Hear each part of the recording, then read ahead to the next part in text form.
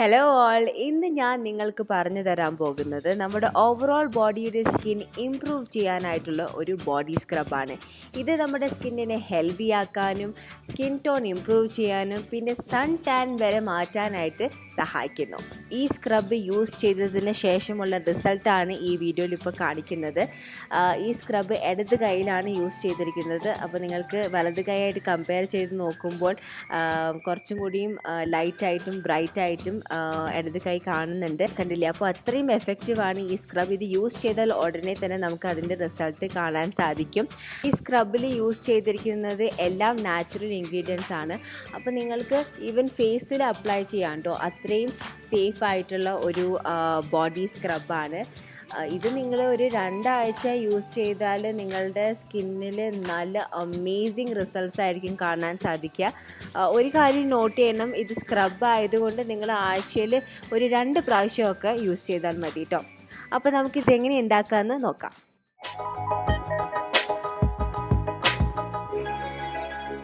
ഈ സ്ക്രബിന് ഒരുപാട് ബെനിഫിറ്റ്സ് ഉണ്ട്. ഇത് ആർക്കും യൂസ് ചെയ്യാം കേട്ടോ, ആണുങ്ങൾക്കും പെണ്ണുങ്ങൾക്കും യൂസ് ചെയ്യാം.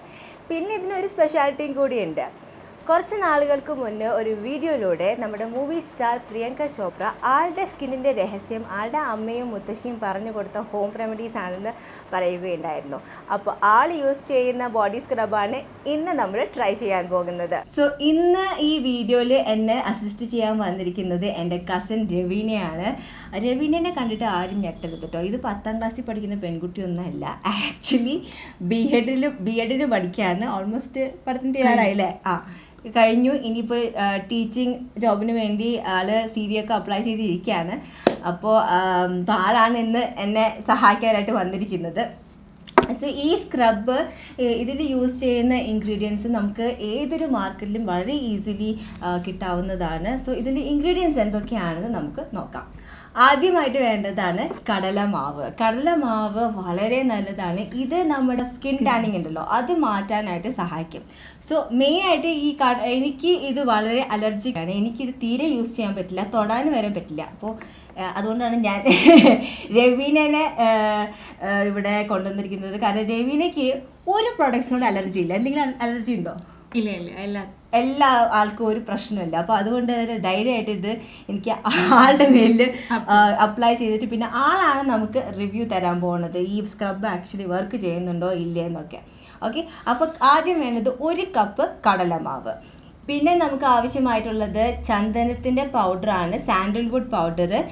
ഇതിൽ ആൻറ്റി ബാക്ടീരിയൽ പ്രോപ്പർട്ടീസ് ഉണ്ട്. പിന്നെ നമ്മുടെ ഏജിങ് പ്രോസസ്സ് സ്ലോ ചെയ്യാനായിട്ടും സഹായിക്കും. അപ്പോൾ ഇത് നമുക്ക് 2 ടീസ്പൂൺ മാത്രം മതി. പിന്നെ ആവശ്യമായിട്ടുള്ളത് തൈരാണ്. 4 ടേബിൾ സ്പൂൺ തൈര് എടുക്കുക.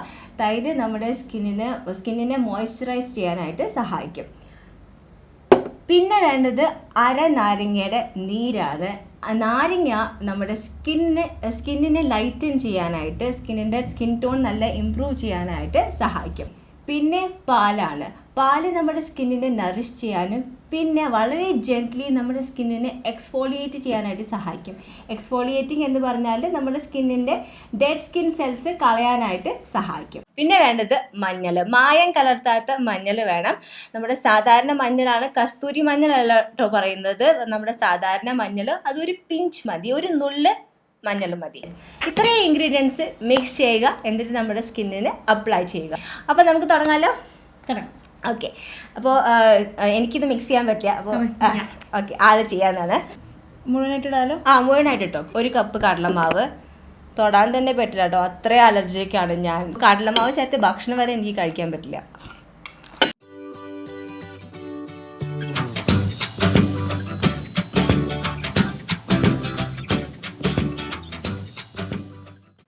പേസ്റ്റ് കുറച്ച് ഡ്രൈ ആണ്, അപ്പോൾ പാല് ആഡ് ചെയ്യാം. കുറച്ച് പാൽ യൂസ് ചെയ്താൽ മതി. നമ്മുടെ സ്ക്രബിൻ്റെ ടെക്സ്ചർ ഒരു പേസ്റ്റ് രൂപത്തിൽ ആയാൽ മതി കേട്ടോ. ഒരുപാട് വാട്ടറി കൺസിസ്റ്റൻസി ആവാൻ പാടില്ല, തരി ഒന്നും പാടില്ല. നല്ല സ്മൂത്ത് പേസ്റ്റ് ആയിരിക്കണം. നല്ലോണം ഒന്ന് മിക്സ് ചെയ്തിട്ടാലേ പിന്നെ ഇപ്പം കറക്റ്റ് കൺസിസ്റ്റൻസി ആയി. ഇതാണ് വേണ്ടത്. പേസ്റ്റ് രൂപമാവണം നമ്മുടെ ഈ ബോഡി സ്ക്രബ് കേട്ടോ. ഇനി നല്ല പോലെ നിങ്ങൾ ബോഡിയിൽ അപ്ലൈ ചെയ്യുക. ഇവിടെ രവീണ ജസ്റ്റ് ഒരു കയ്യിൽ മാത്രമേ അപ്ലൈ ചെയ്യുന്നുള്ളൂ, കൈമുട്ട് വരെ അപ്ലൈ ചെയ്യുന്നുള്ളൂ ആൾ. ഓക്കെ, അപ്പോൾ നല്ല രീതിയിൽ ഇത് അപ്ലൈ ചെയ്യണം.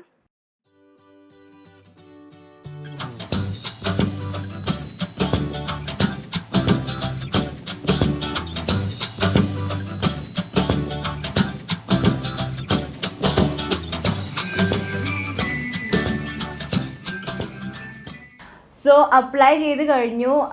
കയ്യിൽ ഫുള്ള് ഇവിടെ വരെ അപ്ലൈ ചെയ്തിട്ടുണ്ട്.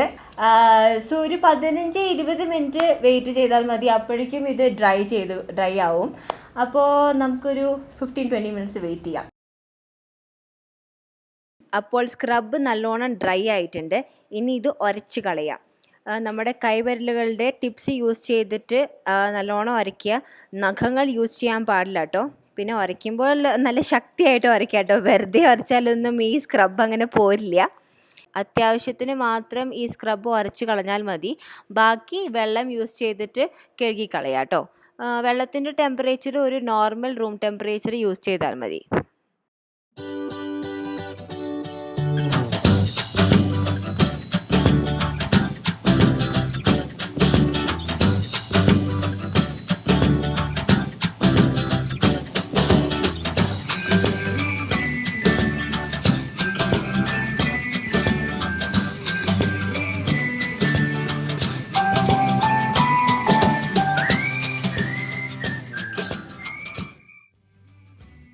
അപ്പോൾ സ്ക്രബ് യൂസ് ചെയ്തിട്ട് ഇതാണ് ഫൈനൽ റിസൾട്ട്.